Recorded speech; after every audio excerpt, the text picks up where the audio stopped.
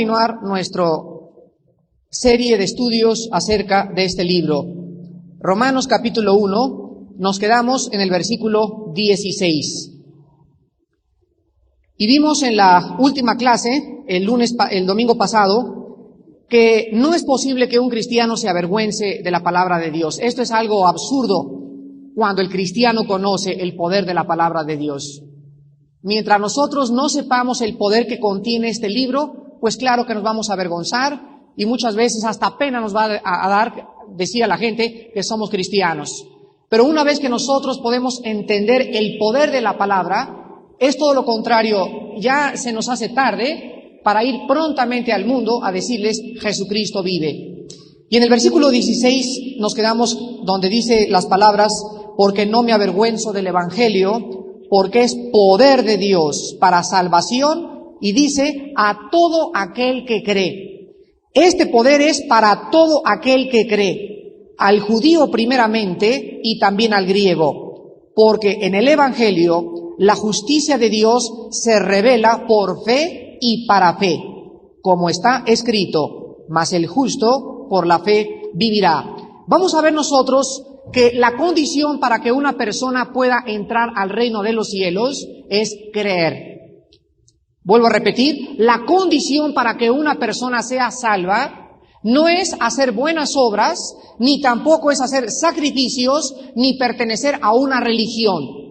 Nosotros necesitamos comprender que el mensaje del evangelio va directamente a los corazones de las gentes, invitándoles a creer en lo que Cristo hizo en la cruz del Calvario. Ahora, hace como unos 4 meses, me acuerdo que acercó uno de nuestros discípulos y me dijo, Armando, fíjate que el otro día yo era un muchacho joven de 5 meses en Cristo, fui a una iglesia católica y a la mitad de la misa me paré con el sacerdote y le pregunté enfrente de todos, oiga señor, de acuerdo a usted, ¿cómo se entra al reino de Dios? Y él se volteó y le dijo, pues hijito, ya lo sabes, cumpliendo los 7 sacramentos. O sea, bautismo, extremaunción, confirmación, santos óleos, etcétera, etcétera. Y entonces él le contestó y le dijo, bueno, ¿en dónde está eso en la Biblia? Y entonces comenzó una discusión y acabó la misa y los dos seguían enfrascados en esta discusión. Pero este muchacho tan joven de 5 meses de haber nacido en Cristo, pudo llegar con esta persona al final y decirle, fíjese usted que la Biblia nos dice que la condición para entrar al reino de los cielos es creer en la obra de Jesucristo. Entonces esta persona le contestó al muchacho y le dijo, mira muchachito, qué fácil la pones tú. ¿Cómo que creer? Pues yo creo en Cristo y todos los que estamos aquí en esta iglesia creemos en Cristo. Y el muchacho se acercó y les dijo, es que ustedes no han entendido lo que significa creer. Vean ustedes Romanos capítulo 10. Muchos creen que creer es un asentamiento intelectual de la persona de Cristo. Y si no entendemos qué significa creer en Cristo, cualquiera en esta mañana puede decir, pues entonces yo voy al reino de Dios, porque yo creo que Cristo existió. Yo creo que fue crucificado. Yo creo que Él es el Hijo de Dios inclusive. Y sin embargo, irte al infierno. Entonces, ¿qué significa creer en Cristo? Dice Romanos 10, versículo 9. Que si confesares con tu boca que Jesús es el Señor y creyeres en ¿dónde? Ya tenemos un poco más de luz, ¿verdad? El creer es con el corazón. Si con el corazón creemos que Él realmente vive y Dios le levantó de los muertos, ¿qué dice? Será salvo. Entonces vamos nosotros a comprender en esta mañana que cuando la Biblia nos dice a todo aquel que cree, está el Espíritu Santo diciéndonos que el creer en Cristo significa creer no intelectualmente que Él existe, no creer intelectualmente que Él murió en la cruz del Calvario, sino que cuando yo lo acepto intelectualmente y no baja a mi corazón, no le puedo confesar con mi boca. Les voy a dar una ilustración más sencilla. Yo durante mucho tiempo usé Alberto Veo 5 para lavarme el pelo. Y llegó una persona un día y me dijo, Armando, ¿por qué no usas Silkins? Y yo le dije, bueno, porque yo estoy convencido en mi corazón que es lo mejor para mi cabello. Entonces esta persona me dijo, bueno, hasta que tú no trates el champú Silkins, no vas a poder comprender y hacer la comparación. ¿Por qué no lo tratas? Entonces un día compré champú Silkins, me comencé a lavar el pelo con Silkins, y no le estoy haciendo propaganda a Silkins, es un ejemplo nada más. Yo no tengo que ver nada con Silkins ni con BO5. Entonces probé el champú Silkins y me dio resultado. Entonces cuando me dio resultado, yo iba con otras personas y por estar yo convencido que el Silkins era mejor que el BO5, a las personas yo les decía, les confesaba, les hablaba y les decía, usa champú Silkins. Pero ¿ustedes creen que una persona que no está convencida va a recomendar un producto? Entonces, para que yo esté convencido de algo, ¿cómo tengo que demostrarlo? Confesándolo con mi boca. Si yo a mi familia y a mis amistades y a mis primos y a mis vecinos no les confieso y les digo, Cristo es el Señor. Fíjense lo que dice Romanos versículo 9, que si confesares con tu boca que Jesús es el Señor. La palabra Señor aquí es la palabra griega, kurios, con K, y significa amo total y absoluto. ¿Qué estamos entonces nosotros diciendo cuando confesamos que Él es el Señor? Nosotros ahora entendemos lo siguiente: creer en Cristo es decirle a la gente que no hay otro nombre bajo el cielo, ni hay ningún otro sistema de pensamiento, ni ninguna otra filosofía que nos pueda llevar a la verdad. Eso significa creer en Cristo. Yo conozco personas que me dicen yo creo en Cristo y siguen teniendo ídolos. ¿Ustedes creen que están convencidas? No están convencidas.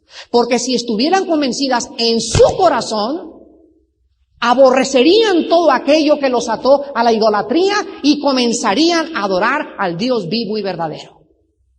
Entonces la Biblia nos dice que todo aquel que crea, ¿qué cosa? Que Él es realmente el Señor. Muy bien, yo lo creo, muy bien. Ahora, si tú lo crees, pruébalo con tus acciones.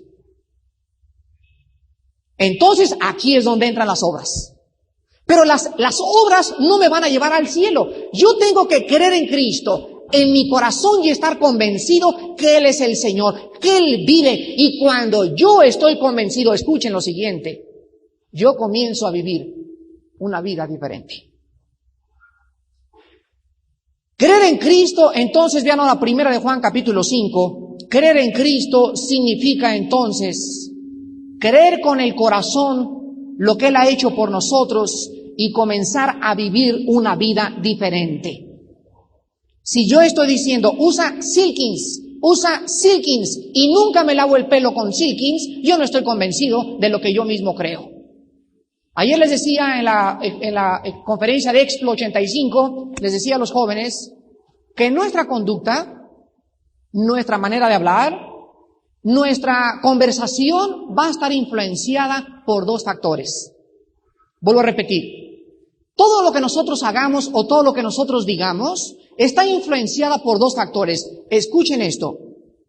Vamos a ser influenciados por presiones externas o por principios internos. ¿Escucharon? Si yo hablo y hago lo que hago, lo estoy haciendo ¿por qué? ¿Por la presión de los que me rodean? En mi familia, si yo no hablo de Navidad en Cristo, ¿por qué no lo hice? Por la presión de mi familia. Me dio miedo testificarles. ¿No es verdad?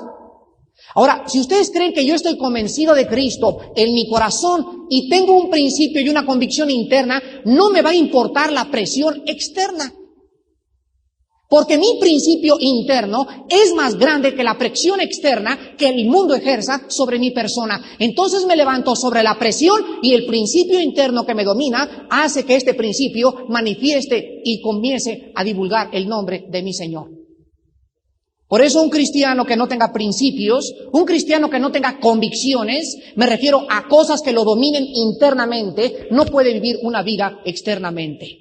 Si yo estoy convencido de que mi esposa tiene que ser la única mujer que yo tengo que tener en mi vida, si yo estoy convencido de eso, no veo a otras mujeres. Entonces, si yo veo a otras mujeres, es que mis convicciones son muy superficiales. Si yo estoy convencido como un joven cristiano que no debo poner un pie en una discoteca, ni siquiera paso por la discoteca, porque sé que el simple hecho de pasar por la discoteca va a ser demasiada presión para mi vida para poder resistirla. Pero si tengo un convencimiento interno y tengo presiones internas que me dicen, Armando, sé santo porque yo soy santo, comienzo a vivir una vida separada del pecado. Por eso los cristianos son las personas que tienen convicciones. Quiero decirles que fuera en este mundo de un cristiano, ninguna persona en este mundo tiene convicciones. Decía Abraham Lincoln, el gran presidente de Estados Unidos, no hay ningún hombre que no se le pueda poner precio. Y estoy de acuerdo con Abraham Lincoln, excepción de los cristianos. Cualquier otro hombre y cualquier otra mujer en este mundo tiene un precio. Llégale al precio y lo pones a bailar el break dance. En 1 Juan capítulo 5, versículos del 10 al 12, la Biblia dice, el que cree en el Hijo de Dios, o sea, el que está convencido, el que en su corazón realmente, profundamente sabe que Cristo vive y que ha comenzado a cambiar de una manera de vivir, el que cree en el Hijo de Dios, dice la Biblia, tiene el testimonio en sí mismo. El que no cree, a Dios le ha hecho mentiroso, porque no ha creído en el testimonio que Dios ha dado acerca de su Hijo. Escuchen esto, Cristo viene al mundo y nace. Los reyes son guiados por una estrella, la estrella de Belén, demostrada arqueológicamente y demostrada científicamente y astronómicamente. Después Cristo vive una vida santa, una vida pura, muere en la cruz del Calvario, pero en el ministerio de Cristo se acerca un día a Juan el Bautista y en ese momento se abren los cielos. ¿Y qué fue lo que pasó? ¿Quién habló? El Padre. ¿Y qué estaba diciendo el Padre? El Padre estaba dando testimonio de que Él era el Hijo de Dios. Cuando Buda fue a que le echaran agua, jamás se abrió el cielo.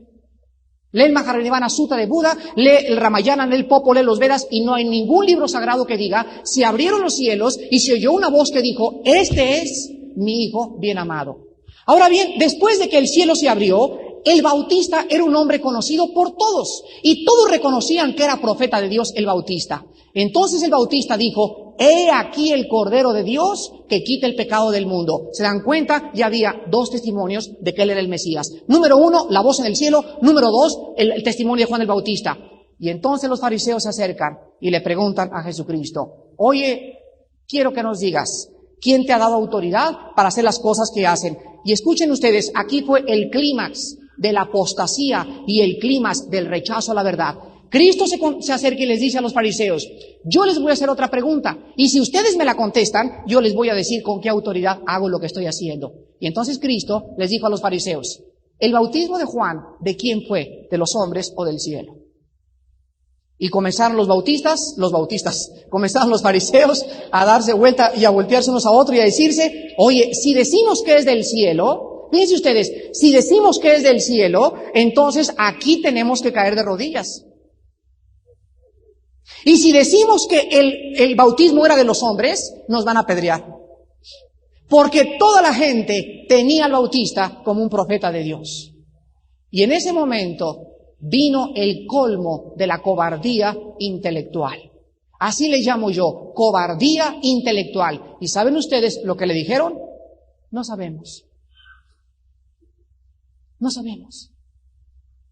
¿No te has acercado con algunas personas en tu familia que te digan lo mismo? O sea, realmente te pueden decir, ¿sabes qué, Señor Jesucristo? No queremos creer en ti. De plano. Pero los fariseos eran cobardes. Y en ese momento Cristo les contesta, pues yo tampoco sé de quién me ha dado autoridad. Y entonces Cristo les demuestra que las evidencias sobraban, que ellos no querían creer. Y es lo mismo que nos pasa ahora, dice la Biblia, el que no cree a Dios le ha hecho mentiroso, porque Dios nos dio testimonio en el cielo, con Juan el Bautista, al morir en la cruz, en las profecías cumplidas, en la armonía de su palabra de Dios y sobre todas las cosas, sobre todos los testimonios que Dios nos ha dado. Oh Dios, a cada cristiano ha dado el testimonio en su corazón que nos dice, yo sé a quién he creído. Aquí en mi vida yo sé que Él vive. Y esto no lo puedo explicar. Es como decirle a un ciego de qué color es el color rojo cuando nunca ha visto el color rojo. Sería inexplicable. No existiría ninguna analogía para poder explicarle a un ciego el color rojo. El que no cree a Dios le ha hecho mentiroso. ¿Por qué? Porque Dios ha dado testimonio en el cielo, debajo de la tierra y sobre la tierra, que Él es el Cristo, el Hijo del Dios viviente. ¿Ven ustedes por qué el que no cree es condenado? Ahora vean ustedes Juan 3:16. Todos se lo saben de memoria. Juan 3:16.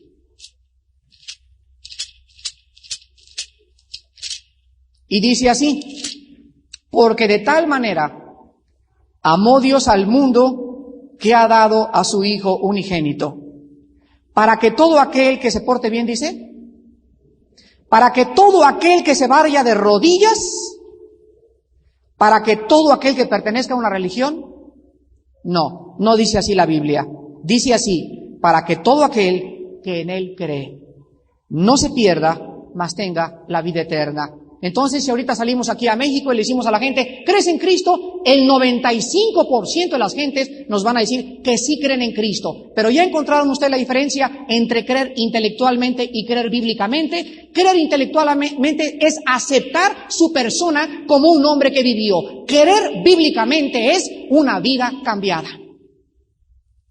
Tú no me puedes decir, yo creo en Cristo, si tu vida no ha sido cambiada.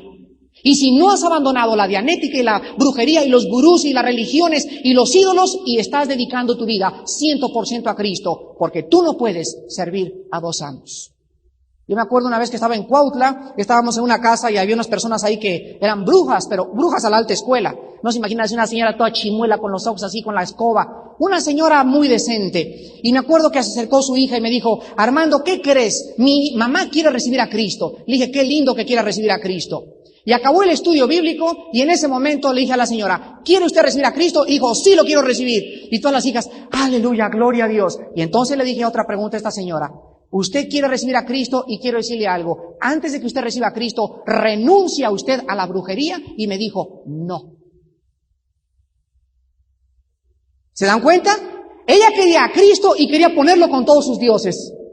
Tenía Dios el niño de Atoche, Dios Santa Juana, Dios la bruja y Cristo un Dios más. ¿Por qué no? Vamos a aceptar otro Dios y lo ponemos con los demás. ¿Se dan cuenta?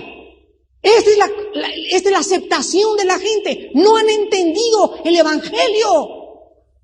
Y es nuestro deber explicárselos. Cuando tú recibes a Cristo, tú tienes que renunciar a la bola de cristal y a las limpias y a los gurús y a la dianética y a la filosofía, porque Él es el Curios, el Señor. Y mientras no haya ese abandono del pasado, la persona no se ha convertido. A continuación, nuestro pasaje dice también, regresamos a Romanos capítulo 1, y dice la Biblia que no solamente es a todo aquel que cree, pero vean ustedes que también encontramos en el versículo 16 que dice, al judío primeramente y después al griego. Pregunta, ¿significa esto que los judíos son primeros en entrar al reino de Dios? Respuesta, no. Vean Romanos capítulo 9. Vamos a entender por qué dice que el judío primeramente y después al griego. En Romanos 9, versículos 2 y 3, dice la Biblia, es Pablo el que está hablando, tengo gran tristeza y continuo dolor en mi corazón, porque deseara yo ser mismo a ser anatema, separado de Cristo por amor a mis hermanos, se refería a los judíos, los que son mis parientes según la carne. Escuchen el versículo 4, que son israelitas, de los cuales son la adopción, la gloria, el pacto, la promulgación de la ley, el culto y las promesas. Los que estamos estudiando en el discipulado Romanos en los martes ya entienden lo que esto significa porque vamos en este capítulo precisamente. Significa lo siguiente, cuando Dios creó el mundo, escogió una raza en medio de los italianos, franceses, sumerios, cimbros, etcétera, etcétera. Una raza. ¿Con qué propósito escogió a los judíos? Para que este pueblo, a través de toda la historia, diera testimonio de 4 cosas. Número 1, Dios escogió a los judíos para que ellos dieran testimonio de que solo hay un Dios. Si ustedes leen la historia, van a encontrar que todas las civilizaciones han sido monoteístas y todas las razas, menos ¿quiénes? Los judíos. Entonces los judíos entran en la historia de la humanidad desde hace 6,000 años con una bandera. Jehová es el creador del universo, en el principio Él hizo el cielo y la tierra y los cielos, y Él es el único digno de nuestra alabanza. No hay ídolos fuera de Jehová. Número 2, Dios escogió a los judíos para que a través de ellos vinieran las escrituras que nosotros tenemos en esta mañana leyendo. Toda la Biblia, a excepción del Evangelio de Lucas, fue escrita por judíos. Lucas era un gentil, él no era judío. Número 3, para que a través de los judíos viniera el Mesías prometido. porque a Abraham se le hizo la promesa, de tu simiente serán benditas todas las naciones. Y número 4, para que a través de los judíos y de Jerusalén, todos ustedes saben que Jerusalén ha sido escogida por Dios como la ciudad eterna. Dios tiene sus ojos en Jerusalén desde que Jerusalén fue fundada. La primera vez que aparece en la Biblia la palabra Jerusalén, aparece con Melquisedec. Cuando Abraham regresa de la guerra con el príncipe de Sodoma y el rey de Gomorra, se acerca a Melquisedec, sacerdote del Dios Altísimo, y Abraham le ofrece diezmos a Melquisedec. Al ofrecerle diezmos a Melquisedec, que no tenía genealogía ni se sabía de dónde venía, Abraham estaba representando al sacerdocio judío y entregándole los diezmos a un sacerdote que no sería de la descendencia de Aarón. Me voy a explicar. Cuando Dios instituyó el sacerdocio en el libro de Levíticos, Dios estableció lo siguiente: los sacerdotes de Israel tienen que venir de Aarón, de la familia de Aarón, número 1, y número 2, de la tribu de Leví. Escuchen qué cosa más hermosa. Cristo no era ni de Leví, ni tampoco de Aarón. Era según el orden de Melquisedec. O sea, el sacerdocio que vino Cristo a hacer en la cruz del Calvario, porque el sacerdote es el que acerca a la gente a Dios, era un sacerdocio diferente al arónico. Por eso Cristo, si hubieran sabido los fariseos que él ni siquiera era de la familia de Aarón, ni de la tribu de Leví, ni siquiera llega a la cruz del Calvario. Se lo echan antes. Pero Cristo, ¿saben ustedes lo que dice Hebreos capítulo 8 y capítulo 9? Que Cristo no podía ofrecer sacrificios mientras él estaba vivo. Porque no tenía los atributos de la familia de Aarón, ni tampoco de Leví. Él no podía ser sacerdote mientras viviera. Fue el único sacerdote que cumplió 3 cosas. Escuchen esto. El único sacrificio que ofreció Cristo en la vida fue en la muerte. Número 1. Número 2. Él fue el único sacerdote que moría desnudo. Porque todos los sacerdotes, al entrar al lugar santísimo, tenían que entrar vestidos y no podía asomárseles nada de la carne. Porque cuando estás delante de Dios, la carne no puede existir. Dice Romanos 8, y los que viven según la carne no pueden agradar a Dios. Cristo era el único sacerdote que moría desnudo en la cruz del Calvario. ¿Saben por qué? Porque él no tenía necesidad de ofrecer sacrificios por sus pecados. Él era santo y sin mancha delante del Padre. Y número 3. Cristo no solamente no ofreció sacrificios durante la vida y fue el único que murió en la cruz del Calvario, sino que Cristo también, cuando moría, ofrecía el único sacrificio una vez y para siempre, sin necesidad de bajarse la cruz y seguir ofreciendo sacrificios como los sacerdotes del orden arónico. Todos los sacerdotes de Aarón tenían que ofrecer sacrificios y ofrecer sacrificios y ofrecer sacrificios, y morían, y otra vez los hijos y los nietos seguían ofreciendo sacrificios que nunca quitaban el pecado, solamente lo cubrían. Pero él, habiendo ofrecido una vez y para siempre un solo sacrificio, nos hizo perfectos para siempre en el pacto de su sangre eterna. Cuando nosotros estudiamos el libro de los Hebreos y lo comparamos con Levíticos y lo comparamos con Génesis y lo comparamos con Éxodo, levantamos la Biblia. Yo he caído en las noches a las 2, 3 de la madrugada y al entender y al entrar la luz a mi vida, levantar este libro y decirle: Señor, realmente solo tú pudiste hacer esto que estamos leyendo cada domingo en esta iglesia. Es una armonía, es una cosa tan maravillosamente entretejida, Éxodo con Levítico, con Mateo, con los Hechos, con Apocalipsis, que solamente Dios pudo haber logrado esta unidad tan maravillosa en este libro. Por eso los que conocen a Dios se esforzarán y actuarán. El otro día dice mi hijo que llegó una muchacha y le dijo: oye, pues fíjate que yo quisiera orar por un esposo americano. ¿Tú crees que Dios me manda un esposo americano? ¿Qué es lo que manifiesta esta muchacha? Manifiesta que él no tiene una comunión con Dios, no conoce a Dios. Por eso el pueblo de Dios está como está, porque no tienen tiempo de venir a estudiar la palabra de Dios. Sistemáticamente, analíticamente, versículo tras versículo, acomodando lo espiritual sobre lo espiritual, para poder sacar el petróleo escondido que va a bendecir y va a salpicar nuestra casa, mis hijos y mis propiedades, porque todo lo cubre lo que está dentro de este libro, la sangre preciosa del sacerdote, según el orden de Melquisedec. Veíamos entonces que nosotros no podemos comprender a los judíos si no entendemos el plan de Dios en el Antiguo Testamento. Ahora dice en Romanos 9:4, entonces ellos eran la adopción. ¿Saben ustedes que a ellos también se les llamó hijos de Dios? Dios los adoptó a los judíos. Lo pueden leer ustedes en Éxodo y en Levítico y en el libro de los Números. Dice la Biblia, son la gloria, el Shekinah de Dios. ¿Bajó a dónde? Al tabernáculo. Moisés, mira Moisés, aquí está el mapa. Me vas a hacer esta construcción como un arquitecto, Dios es el mejor ingeniero. Y le dijo a Moisés, Moisés, haz este tabernáculo y quiero que me pongas este cuarto, estas cosas, etcétera, etcétera. Pero Moisés, escuchen esto, no vayas a poner sillas. El tabernáculo no tenía ningún sillón. ¿Saben ustedes por qué? Porque los sacerdotes del orden arónico no podían descansar.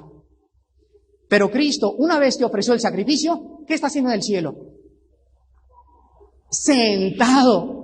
Cuando ustedes leen Hebreos 8, comienza Hebreos 8 diciendo, pero Cristo una vez ofreció el sacrificio, está sentado. Si los judíos leyeran eso, lo tacharían de blasfemo, porque los sacerdotes no se podían sentar. Y Cristo, al haber hecho el sacrificio por nosotros, ya no tenía que seguir haciendo sacrificios. Ya no teníamos que ir al obispo, ni al papa, ni al padre. Ahora Él abría el camino y entrábamos a la presencia del Padre por su sangre en la cruz del Calvario. Él quitaba todas las cosas que existían de ritos y ceremonias y guardar el sábado y no comas carne el viernes primero y tonterías que eran sombra de aquello que había de venir. Él viene y Él cumple la ley de Moisés. Él viene y cumple los mandamientos de Dios y ahora Él entra a nuestra vida y Él es nuestra justicia, nuestra redención y nuestra sabiduría y delante del Padre somos aceptados por lo que Él hizo en la cruz del Calvario. Ellos entonces, los judíos, eran los que tenían la adopción, la gloria y el pacto y la promulgación. Y por eso lean Lucas 24. Cristo dio órdenes que el evangelio comenzara a ser predicado a los judíos. Primero a los judíos. Y el evangelio fue predicado primero a los judíos. Lucas 24, 27 dice así. Y comenzando desde Moisés y siguiendo por todos los profetas, les declaraba en todas las escrituras lo que de él decían. Aquí vemos entonces que los apóstoles tenían que ser testigos primero de Cristo, comenzando ¿en dónde? ¿En Chalco? Y me seréis testigos cuando haya venido el Espíritu Santo en ¿dónde? Jerusalén. ¿Después qué sigue? Samaria, la región circunvecina, y después lo que sigue, y después hasta lo último en la tierra. Pero el evangelio tenía que ser propagado en círculos concéntricos. Primero el centro de los que Dios había escogido. Dice Juan 1, a lo suyo vino. ¿A quién se refiere? A los judíos, a lo suyo, a su pueblo. Pero los suyos no le recibieron. Y ahora sí, más a todos los que le recibieron, los deja aquellos que vino y se voltea a los gentiles y nos extiende las manos manchadas de sangre y nos ofrece la salvación que se le ofreció al pueblo judío, volteándose hacia nosotros y ofreciéndonos su sacrificio a todo aquel que cree. Entonces, no significa en Romanos 1 que la presente dispensación debamos evangelizar a los judíos, pues esto sucedió al principio nada más de cuando el evangelio comenzó a ser propagado. Regresamos a Romanos y leamos el versículo 17. Romanos 17. Porque en el evangelio la justicia de Dios se revela por fe y para fe, como está escrito, mas el justo por la fe vivirá. Vamos a entender nosotros aquí la palabra, en primer lugar, justicia. La palabra que se usó aquí, justicia, es la palabra griega, dikai osune, con K. Dikai osune. Y significa lo siguiente, lo que es correcto o lo que es justo delante de Dios. Esta palabra dikai osune ocurre 92 veces en el Nuevo Testamento, de las cuales 36 veces ocurre en el libro de Romanos. Entonces vemos que el libro de Romanos está saturado con dos palabras, pecado y justicia, dikaioisune. Y aquí vamos a encontrar nosotros lo siguiente, miren ustedes, antes de que yo fuera cristiano, yo volteaba en los hospitales, me acuerdo cuando perdimos a nuestro hijo hace 7 años, y se murió nuestro hijo ahí en Acapulco, y entré a la sala de maternidad cuando me dijeron, su hijo se está muriendo y ya se lo llevó el Señor. Me acuerdo que eran las monjitas, ¿verdad? Tan lindas, señoras estas que llegaron ahí conmigo. Oiga, señor Alducin, pues hay que echarle agüita a su hijo porque si no se va al limbo. Me acuerdo que me dijeron. Me acuerdo que va yo mi Biblia Y les dije, a ver, vengan para acá, no les dije hermanitas, ¿verdad? Vengan acá, amiguitas, les dije. Y y aquí está la Biblia y pues ¿dónde está el limbo, verdad? ¿Dónde están esas cosas? Y 2 de ellas estaban muy abiertas, las otras 3 estaban así como que refunfuñando y no querían escuchar la palabra de Dios. Pero me acuerdo que llegó el cirujano y entonces cuando yo hablaba con las monjitas en la sala de afuera del quirófano, me dijo el cirujano, mire señor Alducin, usted me ha estado testificando antes de que yo internara a su esposa, pero quiero que me acompañe aquí por favor a la sala de los niños. Y me enseñó a 2 niños deformes, 2 niños monstruos y me dijo, si usted ¿qué permite que salgan con estas cabezas? Me acuerdo que me hizo esa pregunta.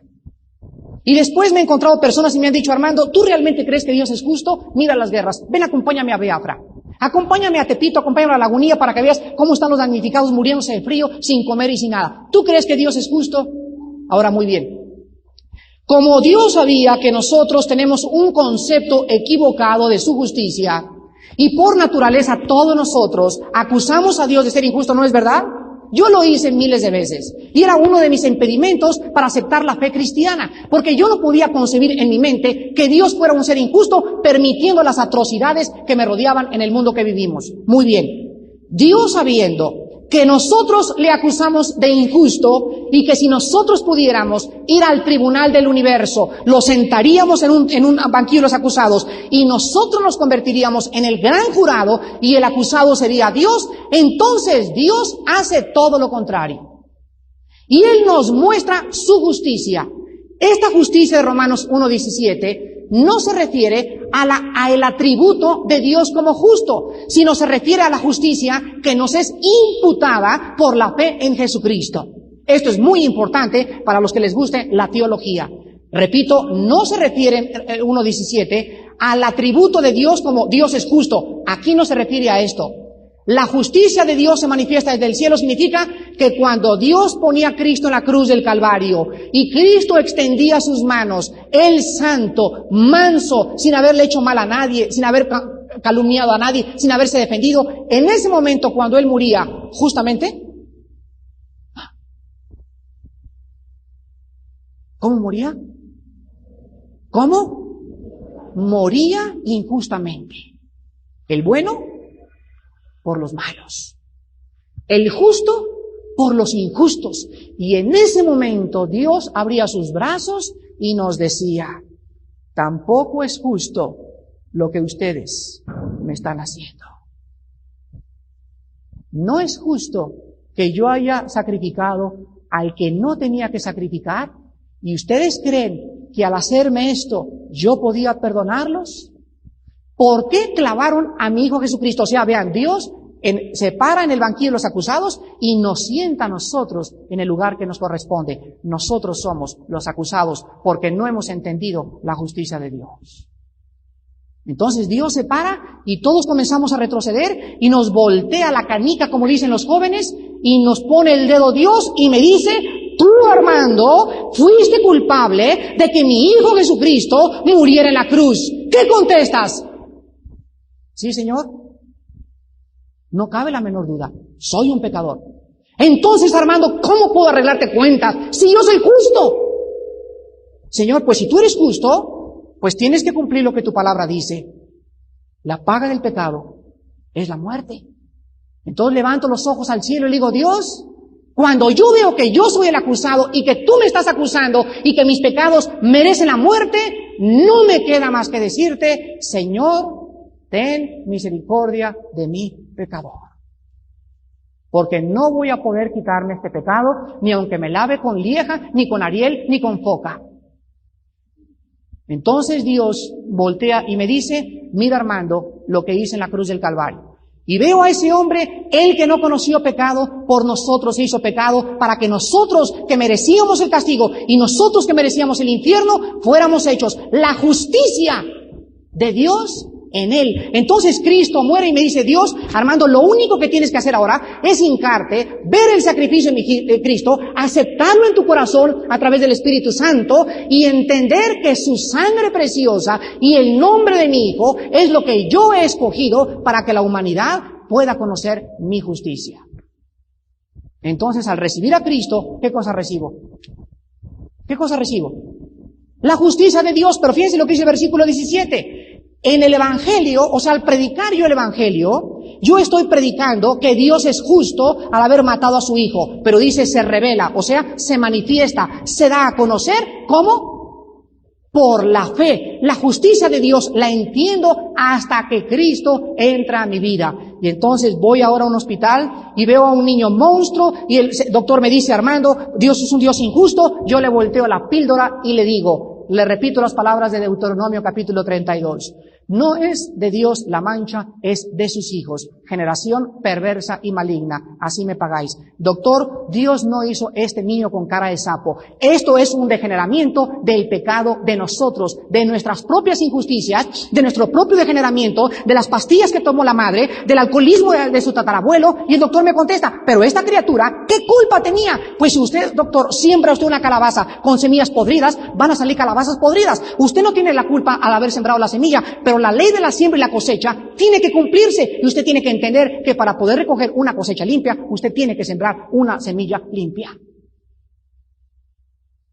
Ahora, esos niños que han nacido sin cabezas, ¿ustedes creen que sufren? ¿Ustedes creen que no es mejor irse al cielo niño que irse grande?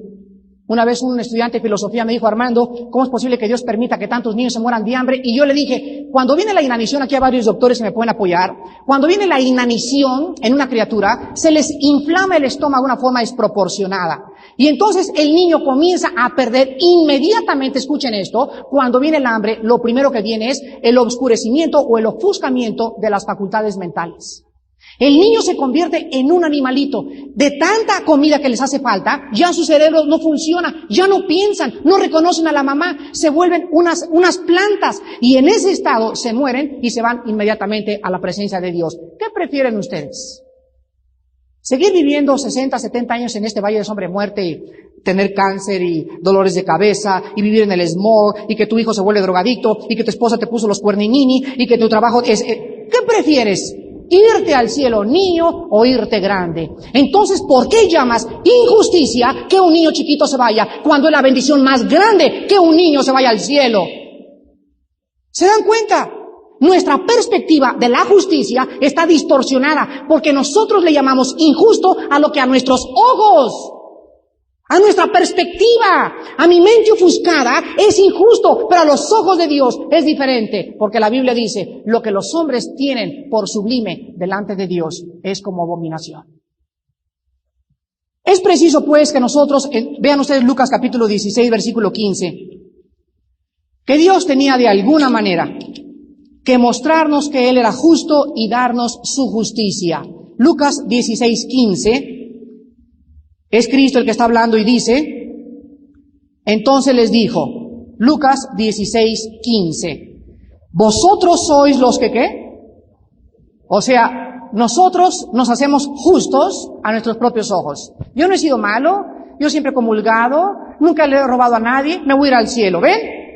Nosotros, a nosotros mismos, desde nuestra perspectiva, nos hacemos justos. Pero dice Cristo, y a vosotros mismos delante de los hombres. Mas Dios conoce vuestros corazones, porque lo que los hombres tienen por sublime delante de Dios es abominación.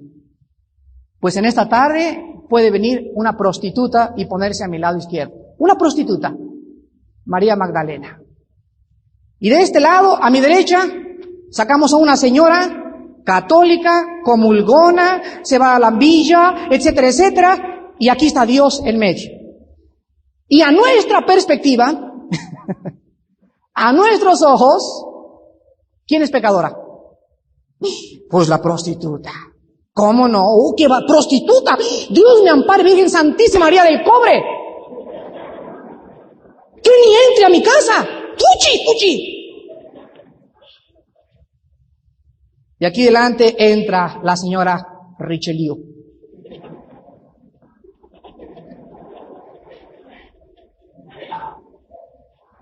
Comulgar, buena ama, le cose a sus hijos los vestidos, nunca le ha sido infiel al marido, etcétera, etcétera. Y en ese momento, Dios que está en medio, nos dice a nosotros el gran jurado, ¿quién creen ustedes que es justo ante mis ojos? La prostituta está al lado izquierdo diciendo, Padre, no merezco ni siquiera de mi vida que me perdones, pero ten misericordia de mí, porque soy una pecadora. Y la otra dice, gracias Señor, porque no soy como esa. Gracias Señor, porque siempre he sido buena mujer, nunca le he sido infiel a mi esposo, etcétera, etcétera. Y entonces el juez aquí en medio levanta la voz y nos dice, ustedes son el jurado, ¿a quién declaro justa? ¿Qué le contestaron los discípulos? La que reconoció que era pecadora. Y entonces Cristo contestó y les dijo, asómbrense, señoras y señores religiosos, las prostitutas y las rameras van delante de ustedes, religiosos, al reino de mi Padre. Y la señora Richelieu, ¿cómo puede ser? ¡No es posible! Sí, señora religiosa, que usted me escuche en esta mañana. Sí, señor religioso, aunque usted sea católico y baile break dance y se vaya a nadar al Canal de la Mancha y regrese a la villa y de vuelta y tenga la foto del Papa en su casa, si usted no reconoce en esta mañana que necesita la sangre y la persona de Cristo en su corazón, aunque usted haya sido la persona más santa a sus ojos, usted, dice la Biblia, se va a ir al infierno.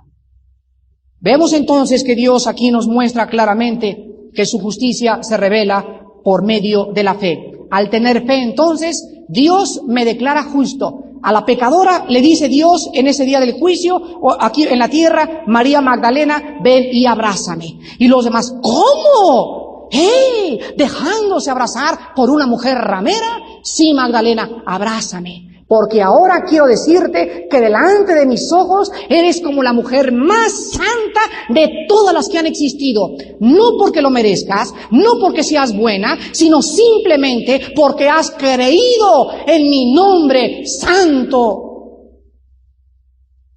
Y en ese momento Dios ahora me dice, Armando, ya no tienes que tener vergüenza para acercarte a mí. Antes, para acercarse a Dios había que tocar una puerta. Padrecito, muy bien, mijito, vete por allá y rézate 15 Ave Marías y regresas y vuelta y vuelta y vuelta. Y ahora Dios dice, quítense todos, vámonos de aquí todos, vámonos, sape.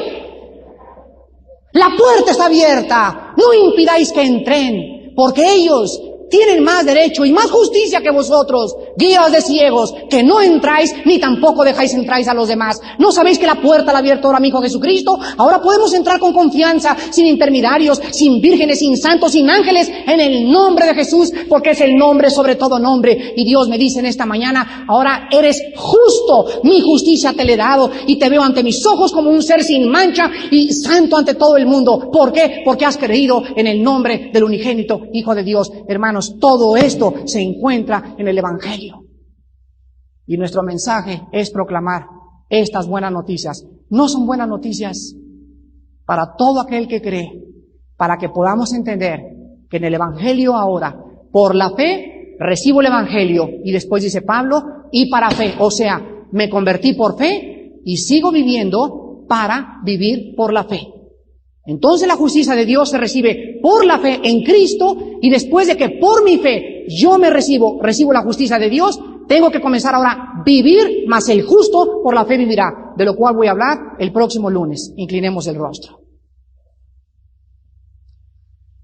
Padre Santo, cuántas maravillas nos revelas en tu palabra y cuántas cosas están escondidas de tantas personas tan ignorantes que gritan, no le creas. Gracias, Señor, porque tu justicia no la podemos entender hasta que no nos convertimos. No podemos entender tampoco las cosas que tú tienes escondidas para nosotros, pero que sin embargo aquellos que no han visto y aquellos que no han oído y aquellos que nunca en su corazón han sentido lo que sienten cuando tu palabra es predicada, son las cosas que tú tienes escondidas para los que te aman. Señor, ¿cómo podemos descubrir todo esto si no estudiamos tu palabra? ¿Cómo podemos entender y cómo podemos defender la fe si no conocemos tu palabra? Oh Dios, gracias porque ahora somos justificados por medio de la fe. Y como consecuencia inmediata, el resultado inmediato de esta justicia que tú nos regalas al creer en Jesucristo, tenemos paz para contigo. Ya no somos tus enemigos.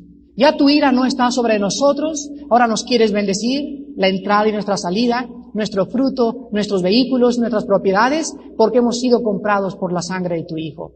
Oh Dios, tu pueblo no ha comprendido lo que es vivir por fe. No ha comprendido qué pasó en ese monte Calvario. Y el mecanismo de la salvación es tan complicado, aparentemente, que tú lo has hecho de esta manera para que dediquemos nuestro esfuerzo y usemos nuestra mente ¿a qué cosa? A meditar en la obra redentora de Cristo. La obra de la expiación nos llevaría volúmenes y volúmenes y volúmenes sin que pudiéramos jamás acabarlos. Porque es maravillosa la forma como tú has podido preparar nuestras mentes para comprender tu justicia. Oh Dios, gracias porque ahora sabemos que de dónde vienen las guerras y los pleitos no son de vosotros mismos, nos dice tu palabra. Las guerras, las enfermedades, el degeneramiento del ser humano tiene una causa, el pecado del ser humano. La rebelión de nosotros contra ti y nosotros después nos volteamos y a ti te acusamos de lo que está pasando. Cuando nosotros tenemos que reconocer que la paga del pecado es la muerte, que estamos bajo tu juicio y que la única forma de salvarnos del juicio eterno y de tu ira en esta tierra es poniendo nuestra fe en Jesucristo. ¿Cuántas personas en esta mañana han venido por primera vez sin antes haber comprendido la salvación? Lo que significaba creer en Cristo. Siempre has creído, me puedes contestar, pero interiormente tu vida no había sido cambiada. En esta mañana la Biblia dice que Dios quiere perdonarte. Y tú no tienes que trabajar para esta salvación, porque se obtiene por medio de la fe. Si fuera por medio de las obras, los cojos y los mancos se quedarían fuera del reino de Dios porque no pueden moverse para hacer buenas obras. Si fuera por la vista, los ciegos tampoco podrían entrar porque no podían ver. Pero Dios nos ofrece algo que cualquiera puede hacer. Ciegos, lisiados y cualquier persona en esta mañana, creer en el nombre del Hijo de Dios. Y cuando tú crees en tu corazón y le aceptas verdaderamente, tu vida comienza a ser transformada. ¿Quieres en esta mañana venir a Cristo? Necesitas en primer lugar reconocer tu pecado. No te justifiques diciendo, tengo una religión. No te justifiques diciendo, siempre he sido bueno, siempre he sido buena. No seas bueno a tus propios ojos. La Biblia dice, por cuanto todos pecaron y están destituidos de la gloria de Dios. No hay justo ni aún uno delante de Dios. No hay quien haga el bien. Todo mundo se desvió del camino. No hay temor de Dios delante de tus ojos. Pero Dios en esta mañana te ofrece su justicia, su justificación por la fe en Jesucristo. Arrepentirse del pecado entonces significa reconocer que tú eres pecador. Que así tengas religión y así te hayas portado bien, tú mereces el infierno. En segundo lugar, necesitas creer que Jesucristo es el Mesías, el Cristo de Dios, el único nombre. Ya no hay vírgenes, ni santos, ni intermediarios. Él es el único nombre dado bajo el cielo a los hombres en que podamos ser salvos. Y en tercer lugar, ábrele tu corazón. Así como un niño chiquito en esta mañana, dile, Señor, aún hay cosas que no entiendo, pero entiendo que soy pecador y que si yo me muero en este día, yo estaré eternamente separado de tu presencia. Ábrele tu corazón a Cristo esta mañana. Dile, Señor Jesús, entra a mi vida. Te recibo por primera vez como mi Señor y mi Salvador. Y las personas que en esta mañana quieran hacer esta decisión por primera vez, yo les pido que lo hagan. Hoy que sus vidas y corazones han sido preparados por el Espíritu Santo. Y ahí desde tu lugar, las personas que quieran esta mañana venir a Cristo y entregarle sus vidas por primera vez, les voy a pedir que levanten su mano. Ahí desde tu lugar, levanta tu mano. Gracias. Y dile, Señor, te necesito. Señor, tengo religión, siempre he creído en ti, pero mi vida no ha cambiado. No hay una transformación en mi corazón. Y yo necesito entender que tú viniste a mi vida para cambiarme. Y si tú sigues siendo el mismo y sigues siendo la misma, no eres salvo. Porque Cristo vino a transformar tu vida, a cambiar tu sistema de pensamientos, tu sistema de emociones, de sentimientos, tus metas, tus objetivos. Y si estos no han sido radicalmente cambiados, tú no te has convertido. Esta mañana reflexiona sobre estas palabras y pídele a Cristo, asegúrate que tú le tienes en tu alma.